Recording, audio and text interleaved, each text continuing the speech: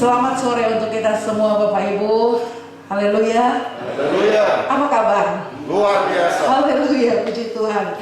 Kita ada di bulan September ya, di minggu pertama bulan ke-9. Tidak terasa ya, akan mengakhiri tahun ini.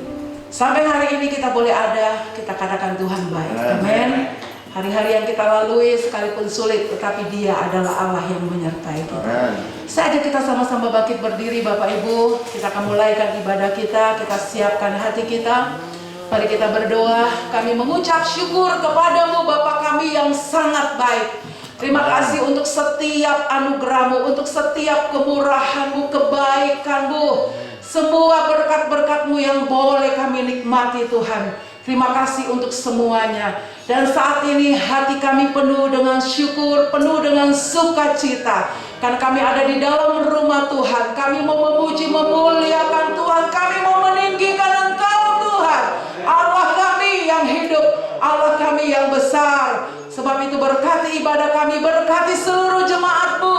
Kami siap untuk memuji, memuliakan Tuhan. Dan kami tahu Tuhan bersama dengan kami. Dan Tuhan siap memberkati kami. Di dalam nama Yesus kami berdoa bersyukur. Haleluya. Amin. Kita tetap bangkit berdiri Bapak Ibu. Ku hidup oleh anugerah-Mu. Haleluya. Pengorbanan-Mu sempurna. Haleluya.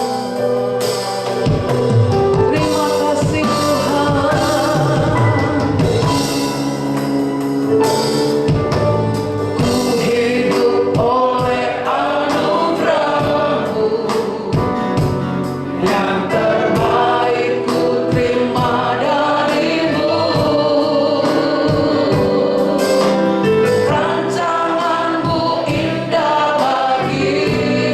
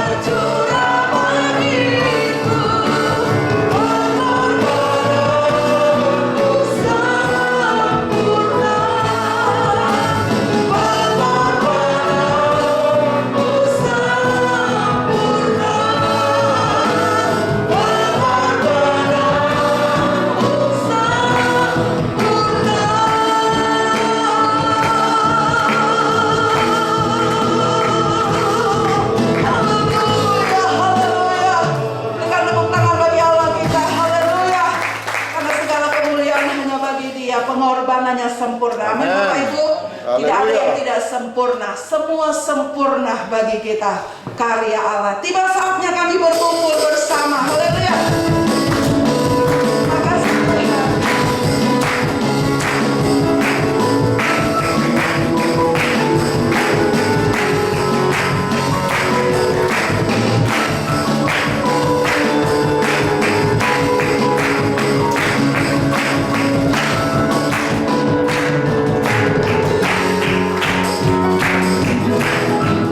Tiba saatnya kami berkumpul bersama.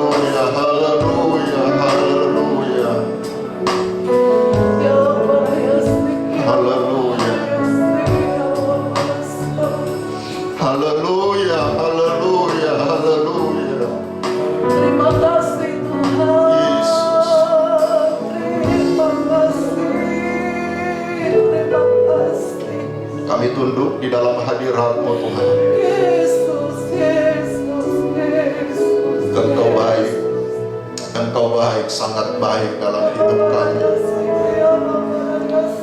Pengorbananmu sempurna, kasih-Mu sempurna Tuhan. Engkau menerima kami apa adanya. Terima kasih Tuhan. Terima kasih Bapa yang baik buat keselamatan yang Tuhan sudah kerjakan dalam setiap hidup kami. Berbicaralah kepada kami pada saat sore hari ini Tuhan. Teguhkan kami dengan kebenaran firman-Mu. Tenangkan kami di dalam hadirat-Mu. Roh, hikmat, wahyu, dan pengertian dari Tuhan sendiri menjadi bagian kami. Tidak ada satu pribadi yang tidak diberkati pada sore hari ini Tuhan. Semua kami mendapat berkat Tuhan. Pemahaman yang benar tentang siapa Engkau boleh menjadi bagian kami. Urapi hamba-Mu, urapi kami semua dalam nama Yesus yang diberkati Tuhan. Sama-sama katakan amin. Puji Tuhan, silahkan duduk Bapak Ibu. Senang sekali pada sore hari ini dalam memasuki bulan September, saudara-saudara. Ya, kita sudah ada di bulan yang ke-9. Tadi siang saya katakan kepada tante, kita belum tahu seperti apa nanti bulan Desember, saudara-saudara. Ya, apakah keadaan ini akan berubah? Dan kita tetap berdoa seperti apapun nanti, supaya kita semua tetap ada di dalam perlindungan dan berkat Tuhan. Nah, pada sore hari ini saya mengajak saudara melihat kebenaran firman Tuhan. Ya, satu bagian yang mungkin menjadi perenungan bagi kita adalah dosa Adam dibandingkan versus kasih karunia Kristus. Ya, kalau kita bicara tentang dosa Adam, saudara-saudara,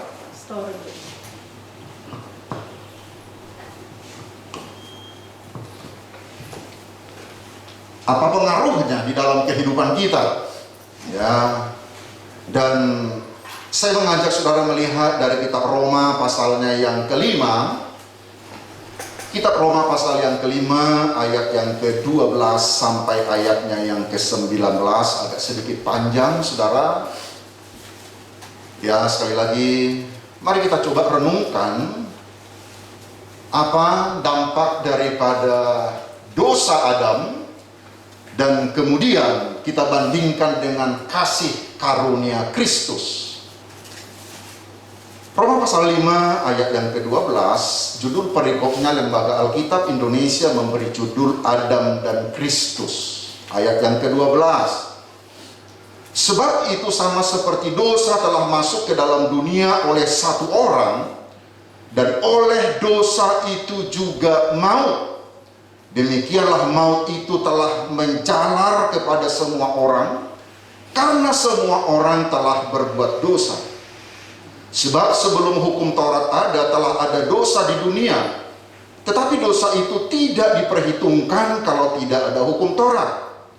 Sungguh pun demikian, maut telah berkuasa dari zaman Adam sampai kepada zaman Musa, juga atas mereka yang tidak berbuat dosa dengan cara yang sama seperti yang telah dibuat oleh Adam, yang adalah gambaran Dia yang akan datang. Tetapi karunia Allah tidaklah sama dengan pelanggaran Adam. Sebab jika karena pelanggaran satu orang semua orang telah jatuh di dalam kuasa maut, jauh lebih besar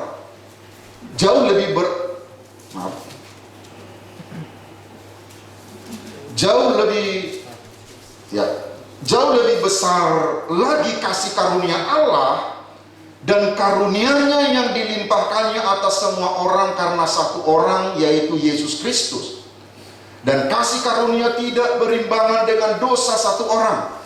Sebab penghakiman atas satu pelanggaran itu telah mengakibatkan penghukuman, tetapi penganugerahan karunia atas banyak pelanggaran itu mengakibatkan pembenaran. Sebab jika oleh dosa satu orang maut telah berkuasa oleh satu orang itu, maka lebih benar lagi mereka yang telah menerima kelimpahan kasih karunia dan anugerah kebenaran akan hidup dan berkuasa oleh karena satu orang itu, yaitu Yesus Kristus. Sebab itu sama seperti oleh satu pelanggaran semua orang beroleh penghukuman, demikian pula oleh satu perbuatan kebenaran semua orang beroleh pembenaran untuk hidup. Jadi sama seperti oleh ketidaktaatan satu orang semua orang telah menjadi orang berdosa, demikian pula oleh ketaatan satu orang semua orang menjadi orang benar. Bapak Ibu yang diberkati Tuhan, satu masalah yang sering kali dihadapi oleh orang-orang percaya adalah bahwa kita kehilangan arti dosa yang sesungguhnya. Sering kali ketika kita berbicara tentang dosa, dosa itu kita lihat dari kacamata dari agama lain, atau dosa itu kita tidak lihat menurut Alkitab. Jadi dosa itu kita pikirkan seperti dalam pemahaman sehari-hari. Itu sebabnya saudara-saudaraku, kalau kita bicara tentang dosa, maka kengerian akan dosa itu tidak lagi terjadi dalam kehidupan manusia. Karena mereka berpikir bahwa dosa itu adalah seperti yang kita bicarakan dalam sehari-hari. Tetapi kalau kita melihat di dalam firman Tuhan, di dalam Alkitab, saudara-saudara, ketika kita berbicara tentang dosa, Alkitab membuat perhitungan catatan tentang dosa di dalam Alkitab itu adalah sesuatu yang sangat mengerikan. Itu sebabnya saudara-saudara perlu kita memahami tentang kengerian dosa itu. Supaya apa, saudara-saudaraku? Kalau kita memahami kengerian daripada dosa itu, maka ketika kita mengerti bahwa kita telah diselamatkan, maka dalam setiap hidup orang yang mengerti kengerian dosa, ketika dia sudah mengerti bahwa dia diselamatkan, seharusnya ucapan syukur dan kemuliaan harus kita tunjukkan dalam hidup kita kalau kita mengerti tentang kengerian dosa. Saya katakan saudara-saudaraku, kenapa begitu kita tidak terlampau bersyukur? Kenapa begitu banyak orang yang merasa biasa tentang keselamatan itu? Alasannya adalah kita kehilangan arti daripada dosa. Kita tidak memahami bahwa kengerian akan dosa itu adalah sesuatu yang mengerikan. Sebabnya ada banyak orang dia lebih bersyukur ketika dia mendapat berkat Tuhan. Kalau diberkati Tuhan, maka ucapan syukurnya luar biasa. Ketika dia disembuhkan Tuhan, ucapannya, syukurnya luar biasa. Seolah-olah kesembuhan itu, seolah-olah mujizat itu mengalahkan keselamatan yang Tuhan sudah berikan kepadanya. Tetapi saya ingin mendorong semua jemaat di tempat ini. Ketika engkau mengerti bahwa engkau diselamatkan dari kengerian dosa itu, mujizat terbesar dalam kehidupan kita bukanlah ketika Tuhan menyembuhkan kita. Mujizat terbesar dalam kehidupan kita bukan ketika Tuhan menolong pekerjaan kita. Mujizat terbesar dalam kehidupan kita adalah keselamatan itu. Itu sebabnya Bapak Ibu yang diberkati Tuhan, kalaupun kita menghadapi kesulitan, kalaupun kita menghadapi sakit penyakit, tetapi kita sudah mengerti bahwa kita diselamatkan oleh Tuhan, harusnya kita tetap mengucap syukur. Nah, kalau kita perhatikan di dalam ayat-ayat yang kita baca tadi, saudara-saudara, maka pertama kita akan bagi dua bagian ayat ini, ayat-ayat yang kita baca ini. Bagian pertama, saudara-saudara, kita akan melihat tentang apa akibat dosa Adam. Jadi itu di bagian pertama. Dan nanti kita akan melihat apa itu kasih karunia Kristus. Kalau kita perhatikan di dalam kebenaran firman Tuhan di dalam ayatnya yang ke-12, yang pertama, kalau kita bicara tentang akibat dosa Adam, saudara-saudara, yang pertama di dalam ayatnya yang ke-12 itu dikatakan semua manusia menjadi manusia berdosa. Akibat dosa Adam, saudara-saudara, maka semua manusia itu menjadi manusia yang berdosa. Saudara perhatikan, saya akan baca lagi ayat yang ke-12. Sebab itu sama seperti dosa telah masuk ke dalam dunia oleh satu orang. Siapa satu orang itu? Adam. Perhatikan ayat ini. Dan oleh dosa itu juga maut. Jadi dosa selalu erat hubungannya dengan maut, saudara-saudara.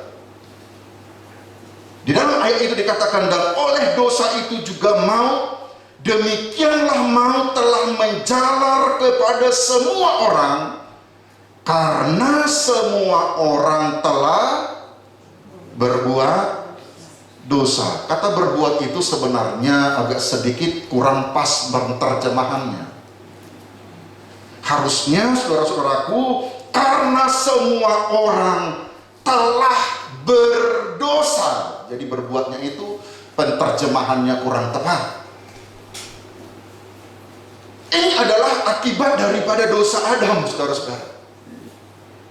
Semua orang itu, semua manusia itu menjadi manusia berdosa.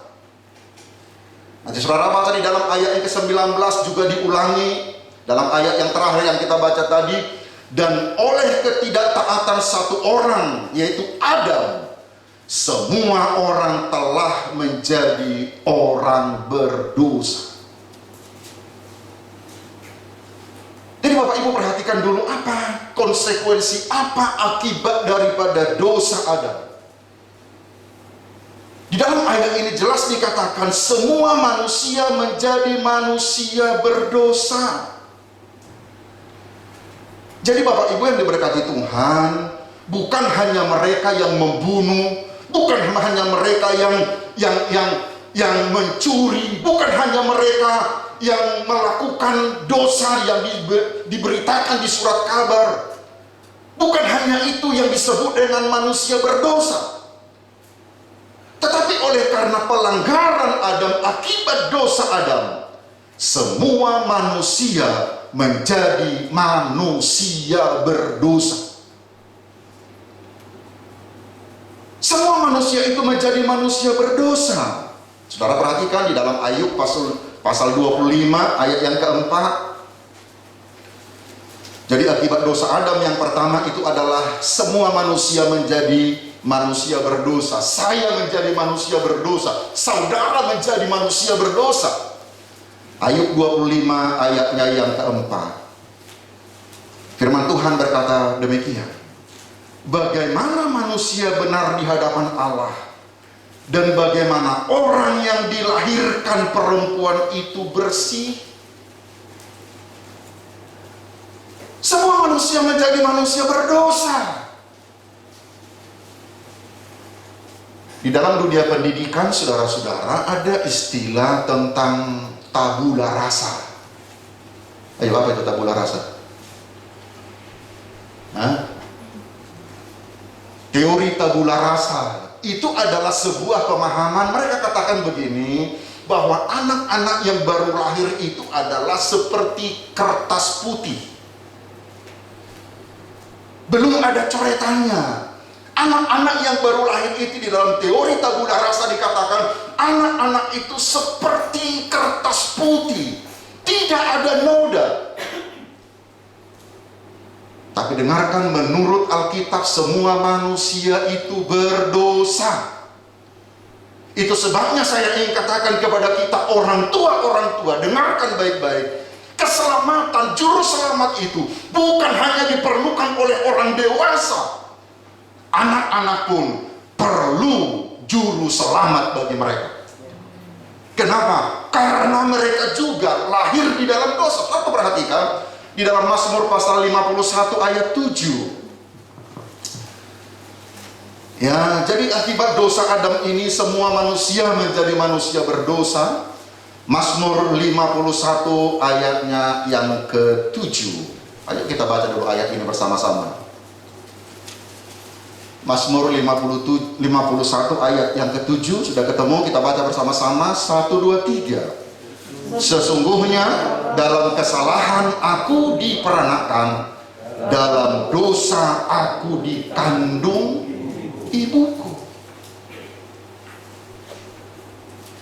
Ini adalah akibat daripada dosa Adam, saudara-saudara. Semua manusia itu menjadi manusia berdosa.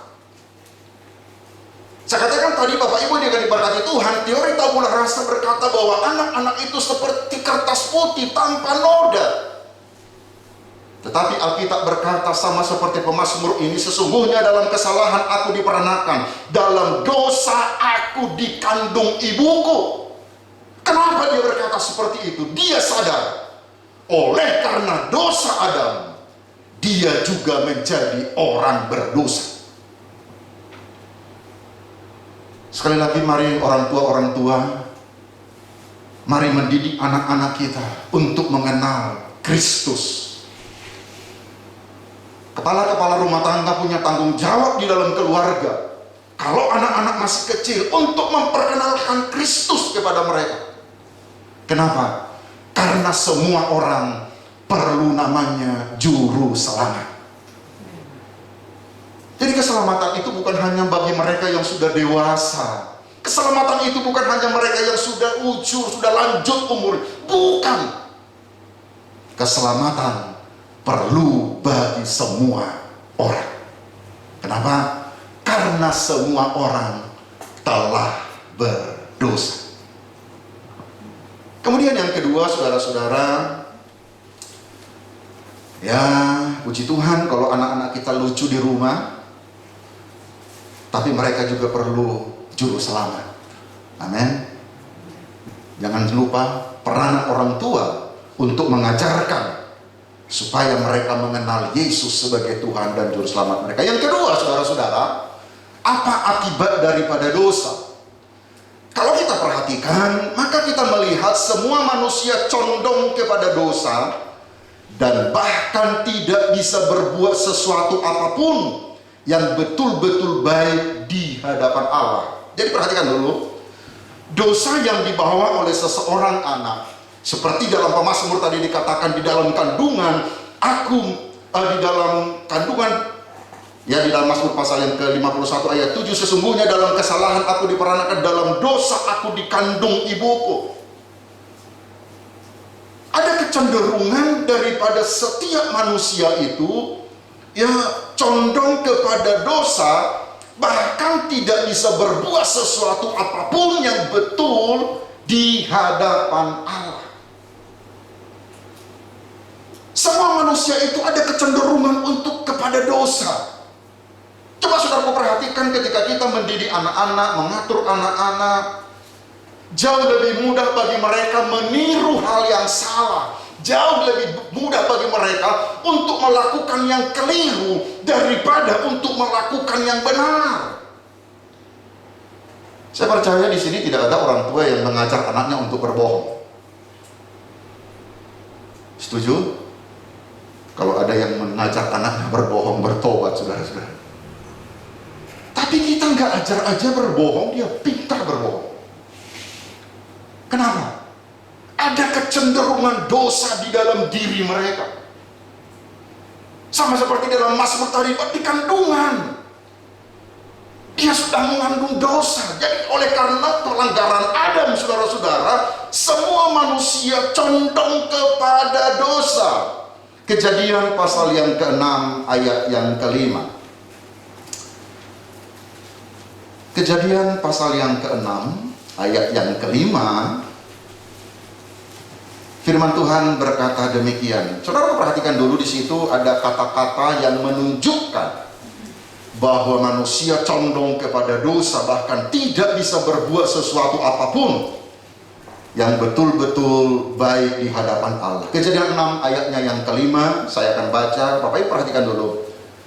Ketika dilihat Tuhan bahwa kejahatan manusia besar di bumi dan bahwa, perhatikan kata, segala kecenderungan hatinya selalu membuahkan kejahatan semata-mata. Jadi ada kecenderungan, condong manusia itu kepada dosa. Semenjak kejatuhan manusia ke dalam dosa, di dalam Kejadian pasal yang ketiga, masuk kepada Kejadian pasal yang keenam, Tuhan melihat segala kejahatan manusia itu, bahwa segala kecenderungan hatinya selalu membuahkan kejahatan semata-mata. Jadi Bapak Ibu yang berkati Tuhan, ada kecenderungan untuk selalu melakukan dosa. Ada kecenderungan hati. Segala kecenderungan hatinya selalu membuahkan kejahatan semata-mata. Ingat akibat dosa Adam, saudara-saudara, semua manusia condong kepada dosa. Dan ada banyak di dalam kebenaran firman Tuhan yang menunjukkan akan perkara itu, saudara-saudaraku. Saudara baca nanti di dalam Kejadian pasal 8 ayat 21 bagian B. Kejadian pasal 8 ayat yang ke-21 bagian B, bagian terakhir. Saudara perhatikan, di situ dikatakan begini: Aku takkan mengutuk bumi ini lagi karena manusia, sekalipun yang ditimbulkan hatinya adalah jahat dari sejak kecilnya. Saudara perhatikan, yang pertama tadi saya katakan, oleh akibat dari dosa semua manusia menjadi manusia berdosa. Yang kedua, semua manusia condong kepada dosa. Kecenderungan hatinya itu kepada dosa. Dan Alkitab jelas berkata, Bapak Ibu yang diberkati Tuhan, tidak bisa berbuat sesuatu apapun yang betul baik di hadapan Allah. Di dalam kehidupan kita sehari-hari, kita bisa melihat ada orang-orang yang tidak mengenal Tuhan itu baik. Betul ya? Bahkan kalimat sering disampaikan oleh orang begini, iya, yang nolong saya itu bukan orang yang mengenal Tuhan, dia baik. Bapak Ibu yang diberkati Tuhan, saya ingin katakan pada saat sore hari ini, semua kebaikan yang bernilai di hadapan Tuhan harus dilakukan dengan iman. Alkitab jelas berkata, saudaraku, tidak ada sesuatu yang baik di dalam diri manusia itu. Jadi kalau kita perhatikan di dalam kebenaran firman Tuhan, perlu sebagai orang percaya ketika melakukan kebaikan, lakukanlah itu dengan iman. Apa yang kita lakukan yang bukan dengan iman, kebaikan-kebaikan yang kita lakukan yang bukan dengan iman, saudara-saudara, itu sesuatu yang tidak bernilai di hadapan Tuhan. Coba kita lihat dulu di dalam kitab Roma pasal yang ke-14, supaya saudara melihat apa sih bedanya kebaikan yang dilakukan oleh orang percaya dengan kebaikan yang dilakukan oleh orang yang tidak percaya. Kebaikan yang dilakukan dengan iman kepada Kristus dengan kebaikan yang tidak berdasarkan iman kepada Kristus. Mari kita baca bersama-sama Roma pasal 14 ayat 23 bagian B. Roma pasal 14 ayat 23 bagian B, kita baca bersama-sama 1, 2, 3. Dan segala sesuatu yang tidak berdasarkan iman adalah dosa. Lakukan segala sesuatu berdasarkan kebaikanmu itu, lakukan dengan iman. Kalau kebaikanmu engkau lakukan dengan iman, saudara-saudara, engkau tidak akan pernah kecewa kalau kebaikanmu itu tidak dihargai orang. Mudah bagi kita merasa tertipu. Ada orang bilang begini, susah jadi orang baik itu. Jadi orang baik itu mudah ditipu orang. Jadi orang baik itu mudah dipermainkan orang. Jemaat yang diberkati Tuhan, jangan berhenti menjadi orang baik. Sekalipun engkau ditipu orang, lakukan dengan iman. Kalau itu engkau lakukan dengan iman, engkau percaya kebaikan yang engkau tabur itu adalah seperti benih, dan pasti akan menuai. Tuhan punya cara bagaimana Dia untuk memberkatimu. Jangan berhenti jadi orang baik. Tapi om, aku udah ditipu 2 kali om. Nggak apa-apa, lakukan dengan iman, karena Tuhan punya cara untuk memberkatimu. Lakukan dengan iman. Kalau kau lakukan dengan iman, jangan harap ya saya kasih ini supaya dapat timbal balik dari dia, makanya kita kecewa kan. Bisa bilang amin? Jangan berhenti jadi orang baik. Tapi ditipu om, enggak apa-apa. Tuhan punya cara, lakukan aja. Ya, memang mudah kita terintimidasi. Dia permainkan saya. Enggak lah. Sesuatu yang kau lakukan dengan iman, Tuhan yang pasti membela engkau. Ibu diberkati Tuhan. Itu sebabnya sekali lagi, akibat dosa daripada Adam itu ada kecenderungan untuk melakukan dosa. Kemudian yang ketiga, jelas apa akibat dosa Adam adalah maut atau kematian. Coba kita kembali ke dalam kitab Roma pasal yang kelima. Saya baca ayat 12, kemudian ayat 15 bagian A. 12 sekali lagi saya bahas. Sebab itu sama seperti dosa telah masuk ke dalam dunia oleh satu orang, dan baca bersama-sama apa? Oleh dosa itu juga maut. Kata dosa digandeng dengan maut. Kenapa? Karena semua orang telah berdosa. Itu sebabnya semua orang akan menghadapi maut, kematian menjadi bagian dari semua manusia. Jadi kalau kita perhatikan ada 3 dampak dalam konteks Roma pasal yang kelima akibat dosa Adam. Bapak Ibu yang diberkati Tuhan, kita sering berkata begini, coba dulu si Adam itu nggak jatuh dalam dosa. Kalau Adam nggak jatuh dalam dosa, akan ada damai. Kalau Adam tidak jatuh ke dalam dosa, akan ada sukacita. Kalau Adam tidak jatuh dalam dosa, tidak ada penyakit. Kalau Adam tidak jatuh ke dalam dosa, tidak ada penderitaan. Tapi kita bersyukur kepada Tuhan, karena ada bagian kedua dalam Roma pasal yang kelima ini. Apa bagian yang kedua itu? Adalah kasih karunia Allah. Bagian kedua di dalam ayat ini, saudara-saudara, adalah tentang kasih karunia Allah. Tadi bagian pertama, Paulus sudah berbicara tentang akibat dosa Adam itu. Kecenderungan melakukan dosa. Oleh karena dosa Adam itu, kita akan menghadapi maut. Tetapi bagian kedua yang membuat kita bersyukur kepada Tuhan, saya katakan tadi, mujizat terbesar itu adalah keselamatan kita. Kasih karunia Allah. Apa definisi daripada kasih karunia itu, Bapak Ibu yang diberkati Tuhan? Atau coba kita baca ya Roma pasal 5 ayat 15. Sama-sama kita baca ayat ini. Saya berdoa supaya mata kita dicelikkan sehingga selalu kita akan bersyukur. Bersyukur bukan karena hanya berkat-berkatnya, bukan hanya karena perlindungannya, tetapi bersyukur buat kasih karunia Allah. Ayat 15 kita baca bersama-sama.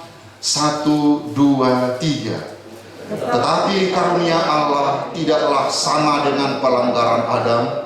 Sebab jika karena pelanggaran satu orang, semua orang telah jatuh di dalam kuasa maut, jauh lebih besar lagi kasih karunia Allah dan karunia-Nya yang dilimpahkan atas semua orang karena satu orang, yaitu Yesus. Haleluya. Saudara perhatikan, Oleh karena Adam, semua orang telah jatuh ke dalam dosa. Paulus bilang jauh lebih besar lagi. Ya, sekali lagi ayat bagian terakhir dikatakan, ya, sebab jika karena pelanggaran satu orang semua orang telah jatuh ke dalam kuasa maut, jauh lebih besar lagi kasih karunia Allah dan karunia-Nya yang dilimpahkannya atas semua orang karena satu orang, yaitu Yesus Kristus. Pelanggaran Adam telah membuat semua orang di bawah dosa. Tetapi kasih karunia Allah, kasih karunia Kristus lebih besar daripada itu. Di hadapan kita ada perjamuan kudus yang mengingatkan kita tentang kasih karunia itu, saudara-saudara. Sekali lagi, bukan mujizat terbesar dalam hidup, bukan kesembuhan. Mujizat terbesar dalam kehidupanmu bukan karena kita diberkati pekerjaan kita. Mujizat terbesar adalah keselamatan yang Tuhan berikan kepada kita. Apakah definisi kasih karunia itu? Bapak Ibu diberkati Tuhan.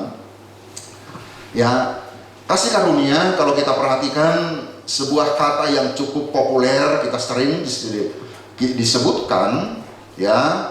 Kasih karunia itu adalah sesuatu yang Tuhan berikan kepada kita, sebenarnya kita tidak berlayak.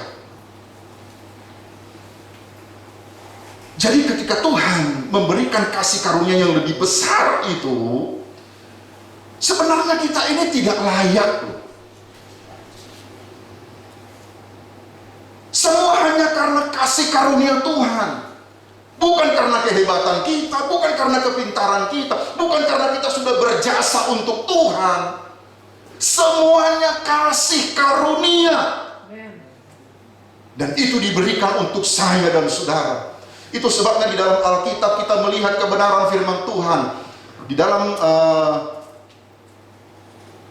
Injil Matius misalnya, Yesus pernah bilang begini, apa guna seorang memperoleh seluruh dunia ini, tetapi jiwanya binasa? Kenapa? Karena nilai Anda, nilai saya, nilai kita semua jauh lebih bernilai dari seluruh dunia ini. Alkitab berkata, kalau satu orang bertobat, maka akan ada sukacita di sorga. Tidak dikatakan kalau engkau sembuh ada sukacita di sorga, kalau engkau dapat berkat ada sukacita di sorga. Enggak. Engkau diberkati, engkau sembuh, engkau mengalami mujizat, sorga tetap sunyi, saudara. Tapi ketika ada satu orang diselamatkan, ada sukacita di sorga. Kenapa? Karena kita lebih bernilai dari segala yang ada di dalam dunia ini. Kasih karunia Allah, ya, adalah sesuatu yang Tuhan berikan kepada kita. Sebenarnya kita tidak berlayak, ya. Dan kalau kita perhatikan Bapak Ibu yang diberkati Tuhan, ya. Jadi yang pertama, kalau bicara tentang kasih karunia, adalah sesuatu sebenarnya yang kita tidak berlayak, tetapi Tuhan berikan itu kepada saya dan saudara. Sebabnya saya katakan, dalam kehidupan kita sebenarnya kita sangat bersyukur kalau kita memahami dan mengerti bahwa Tuhan memberikan kasih karunia-Nya kepada kita. Kemudian, ya, kasih karunia Allah itu apa, Bapak Ibu yang diberkati Tuhan? Kenapa kita lebih bersuka cita? Kenapa kita lebih bahagia? Karena di dalam Kristus kita mengalami persekutuan yang lebih indah bersama dengan Allah. Ya, apa sih akibat kasih karunia itu? Kita akan mengalami persekutuan yang lebih indah dengan Tuhan. Kalau saudara perhatikan, Adam ketika ada di Taman Eden punya persekutuan yang indah dengan Tuhan. Tetapi kalau kita lihat di dalam perjanjian baru, saudara-saudara, Yesus bilang begini, bahwa aku tinggal di dalam kamu. Akibat kasih karunia itu, saudara-saudaraku, maka kita akan mengalami pembenaran. Akibat kasih karunia itu, engkau di hadapan Tuhan adalah orang benar. Amin. Jangan terintimidasi dengan masa lalumu, saudara-saudara. Iblis akan selalu mengintimidasimu. Engkau tidak berlayak, engkau orang berdosa. Di hadapan Tuhan, akibat daripada kasih karunia itu, engkau dan saya di hadapan Tuhan adalah orang benar. Kemudian Bapak Ibu yang berkati Tuhan, bukan hanya sebagai orang yang benar, akibat daripada kasih karunia itu adalah kita memiliki hidup. Coba kembali ke dalam ayat ke-17. Ayat 17, ayatnya yang kita baca tadi di dalam Roma pasal yang kelima, ayat 17. Sebab jika oleh dosa satu orang maut telah berkuasa oleh satu orang itu, maka lebih benar lagi mereka yang telah menerima kelimpahan kasih karunia dan anugerah kebenaran akan hidup dan berkuasa. Perhatikan kata hidup dan berkuasa. Kita memiliki hidup, dan hidup itu berkuasa. Ini adalah dampak ya akibat daripada kasih karunia Allah. Kita dibenarkan, nanti saudara baca itu di dalam ayat ke-16. Kemudian di dalam ayat yang ke-17 kita memiliki hidup. Kemudian kita memiliki persekutuan yang lebih indah dengan Allah. Saya katakan tadi, kalau Adam itu tidak dikatakan bahwa aku tinggal di dalam Adam. Tidak, saudara-saudara. Akibat kasih karunia Allah dalam Yohanes pasal 14 ayat yang ke-16. Ini bagian-bagian terakhir daripada perenungan kita sebelum kita menerima perjamuan kudus. Injil Yohanes pasalnya yang ke-14, 16 dan 17. Bapak perhatikan, saya akan baca 16 dan 17. Aku akan meminta kepada Bapa, dan Ia akan memberikan kepadamu seorang penolong yang lain, supaya Ia menyertai kamu selama-lamanya, yaitu Roh kebenaran. Dunia tidak dapat menerima Dia, sebab dunia tidak melihat Dia dan tidak mengenal Dia. Tetapi kamu mengenal Dia. Perhatikan, kita baca sama-sama 1, 2, 3.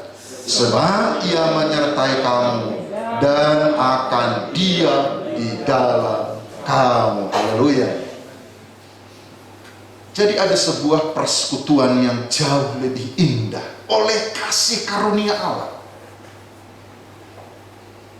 Kita menjadi bait Allah.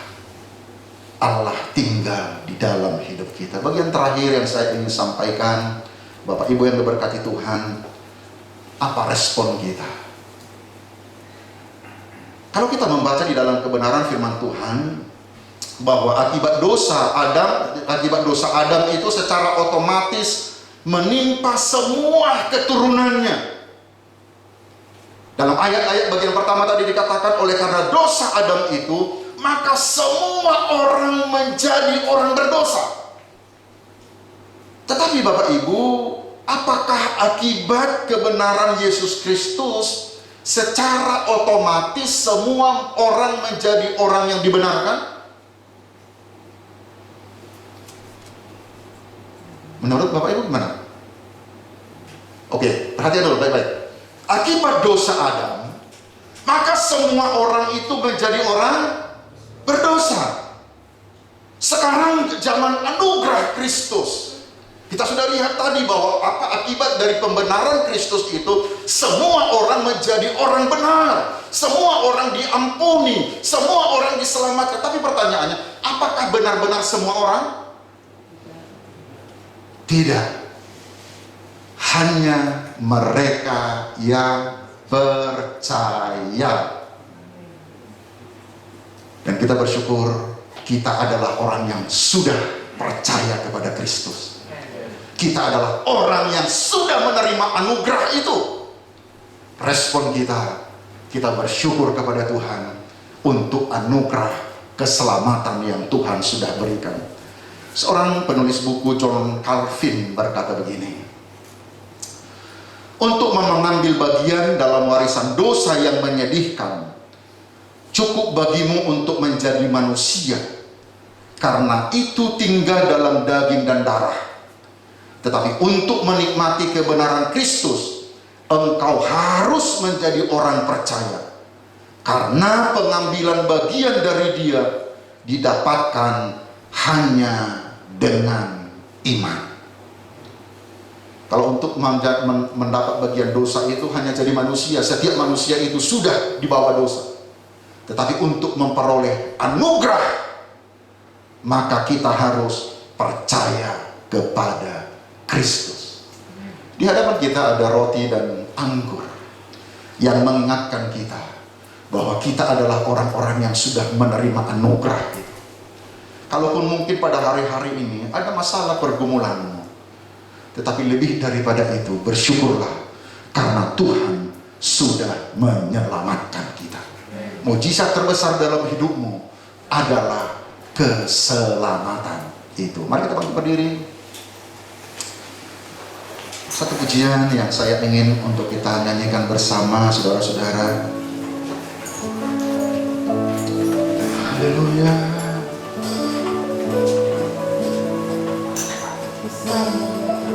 Besar mulia kasih-Mu Tuhan. Terima kasih Tuhan.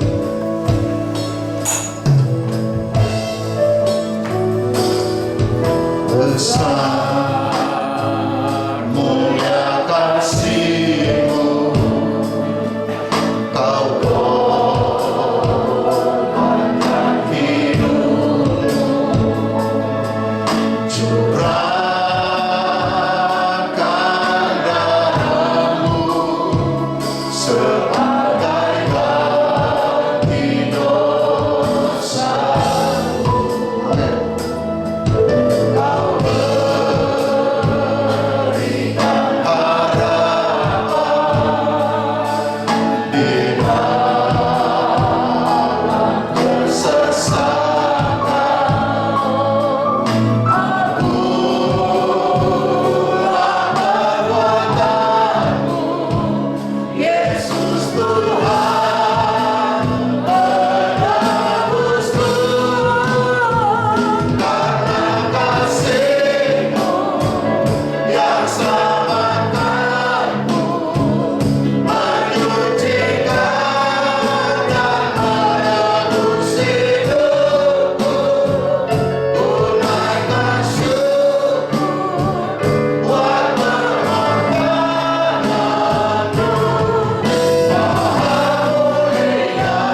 Maha Mulia dan terinjak Yesus. Sekali lagi, saya undang yang biasa melayani berjamaah untuk maju ke depan. Haleluya.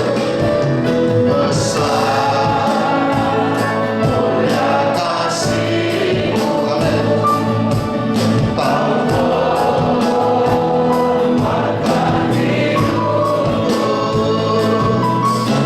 curahkan darah-Mu, amin,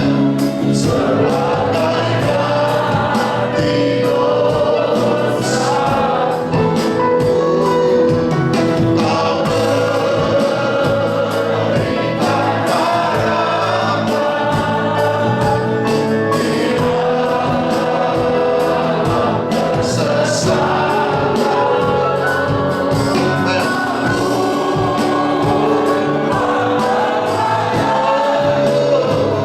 Yesus Tuhan penebusku. Karena kasih-Mu, amin, yang selamatkanku, menyucikan dan menebus hidupku. Ku naikkan syukur buat pengorbananmu, Maha Mulia dan terinjak Yesus. Ingat, akibat dosa daripada Adam, maka semua manusia menjadi manusia berdosa. Terima kasih Tuhan. Saya manusia berdosa, saudara menjadi manusia berdosa. Bahkan kecenderungan hati kita adalah kepada dosa. Bukan hanya manusia berdosa dan kecenderungan dosa, tetapi lebih daripada itu, kita terpisah dari Allah. Maut, dosa mengakibatkan maut.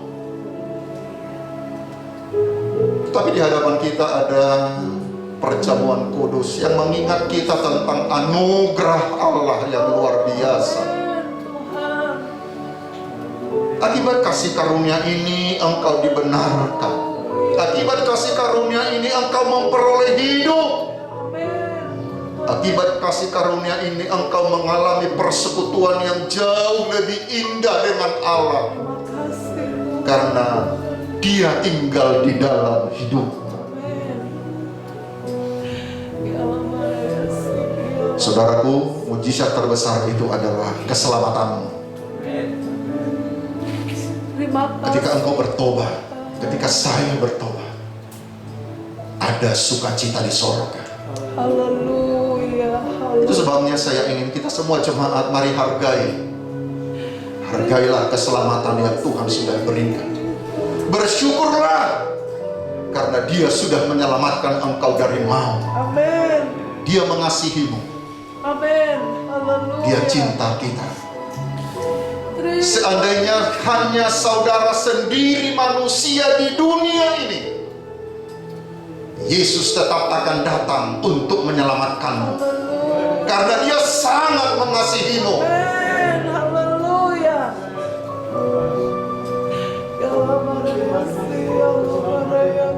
Renungkan karya Tuhan, keselamatan yang Tuhan berikan. Kita kembali angkat kornya, kita persiapkan hati kita. Haleluya.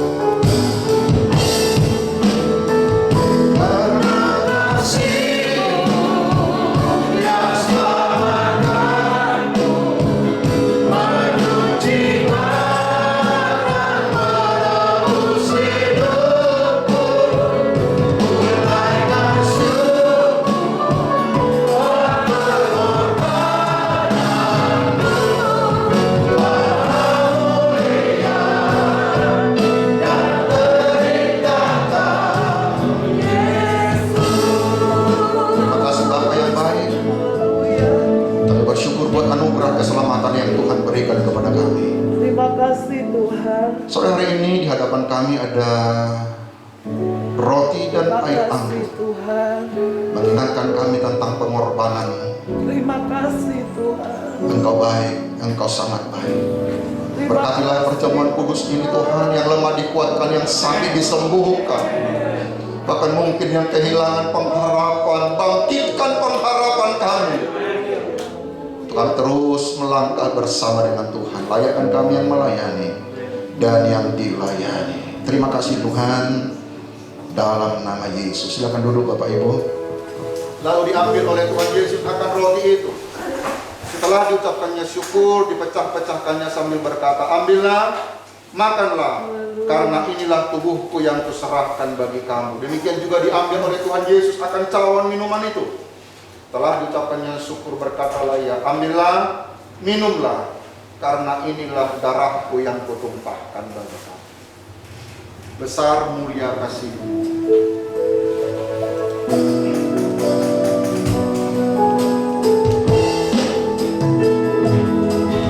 Besar mulia kasih-Mu. Amin.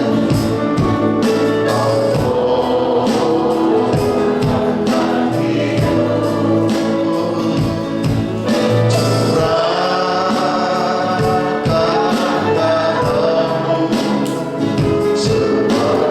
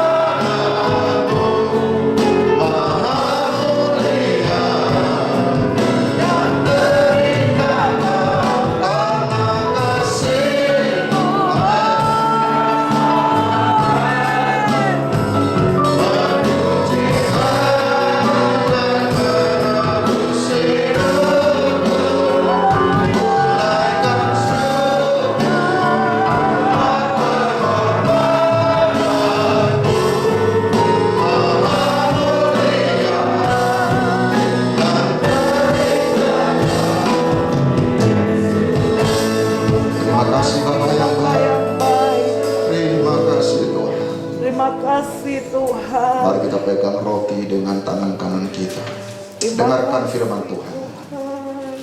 Sebab apa yang telah kuteruskan kepadamu telah aku terima dari Tuhan, Haleluya.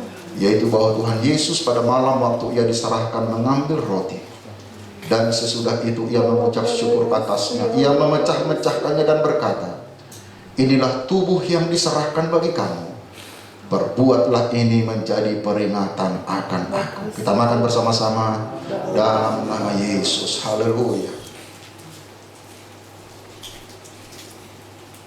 Terima kasih Tuhan. Terima kasih Bapak yang baik. Terima kasih Tuhan. Mari angkat cawan Terima minumanmu. kasih Tuhan. Terima kasih. Demikian juga yang mengambil cawan sesudah makan lalu berkata, cawan ini adalah perjanjian baru yang dimateraikan oleh darahku. Perbuatlah ini setiap kali kamu meminumnya Haleluya. menjadi peringatan akan aku. Sebab setiap kali kamu makan roti dan minum cawan ini, kamu memberitakan kematian Tuhan sampai ia datang. Kita minum bersama-sama dalam nama Yesus. Terima kasih Tuhan. Haleluya. Terima kasih Bapak yang baik. Terima kasih Tuhan. Terima kasih Tuhan. Terima kasih Tuhan. Mari kita bersyukur kepada Tuhan. Terima kasih Tuhan. Terima kasih Tuhan. Haleluya Tuhan. Kami memiliki hidup. Kami menerima pembenaran dari Tuhan. Persekutuan yang indah dengan Tuhan. Engkau tinggal di dalam kami Tuhan. Kami percaya kami akan melangkah dari kemenangan menuju kepada kemenangan. Tantangan, kesulitan yang kami hadapi itu akan mendewasakan iman kami Tuhan. Terima kasih Tuhan. Segala puji hormat bagi namamu. Sebentar kami akan memberikan korban persembahan kami. Kami tahu bahwa taburan daripada korban kami adalah benih yang pasti akan bertumbuh untuk kemuliaan Tuhan. Berkati setiap umat-umatmu. Berkati kami dalam nama Yesus. Yang diberkati Tuhan sama-sama katakan amin. Silakan duduk. Kita kembali angkat pujian ini. Persembahan boleh di dalam besar mulia kasih Tuhan. Amin.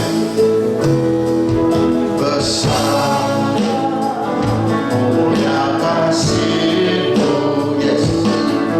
Kau Bapa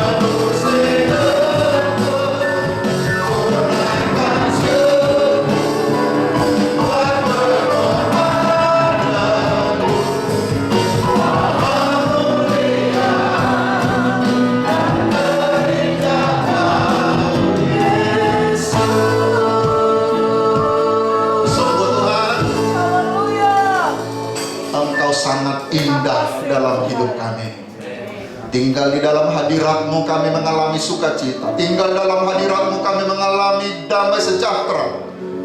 Amin. Tinggal di dalam hadirat-Mu kami mengalami kekuatan. Dan kami percaya dalam semua aktivitas kami sepanjang minggu ini, Tuhan ada bersama dengan kami. Kemanapun umat-umat-Mu melangkah, Tuhan, agar perlindungan Tuhan ada dalam kehidupan mereka. Pekerjaan mereka diberkati di dalam nama Yesus. Langkah-langkah mereka adalah langkah yang diberkati dalam nama Yesus. Mulai dari yang terkecil sampai orang tua di pelayanan kami, berkati kami Tuhan. Anak-anak kami yang sedang mencari pekerjaan, menghadapi ujian-ujian, Tuhan, Engkau adalah sumber keberhasilan dalam nama Yesus. Buka jalan anak-anak kami mendapat pekerjaan yang baik, Tuhan. Bahkan semua umat-umat-Mu akan menjadi orang-orang yang sangat diberkati, Tuhan. Ketika ada kekasih-kekasih kami yang harus keluar kota karena tugas dan pekerjaan, pagari lindungi, tutup bungkus dengan kuasa darah-Mu. Mara bahaya, masuk orang yang berbuat jahat kami tolak dalam nama Yesus. Setiap kami ada di dalam perlindungan Tuhan. Bahkan anak-anak kami, kalaupun ada di antara mereka yang harus sekolah kembali untuk tatap muka, Tuhan, kami serahkan mereka ke dalam tangan Tuhan. Lindungi mereka semua, Tuhan. Terima kasih setiap persembahan umat-umat-Mu, korban syukur mereka yang mengembalikan milik Tuhan. Engkau tidak pernah berhutang, pasti membalas berlipat kali ganda. Terima kasih Tuhan, berkati semua yang sudah terlibat dalam pelayanan. Kalau sebentar kami akan pulang, menyertai kami, tutup bungkus kami dengan kuasa darah-Mu. Pertemukan kami kembali pada jam-jam ibadah. Kami bersyukur, kami akhiri persekutuan kami. Mari Bapak Ibu kita terima berkat Tuhan. Dan sekarang saudaraku, terimalah berkat daripada Allah Bapa, kasih sayang daripada Tuhan kita Yesus Kristus, persekutuan Allah Roh Kudus tinggal menyertai kita dari saat ini sampai selama-lamanya. Dalam nama Yesus yang diberkati Tuhan, sama-sama katakan amin.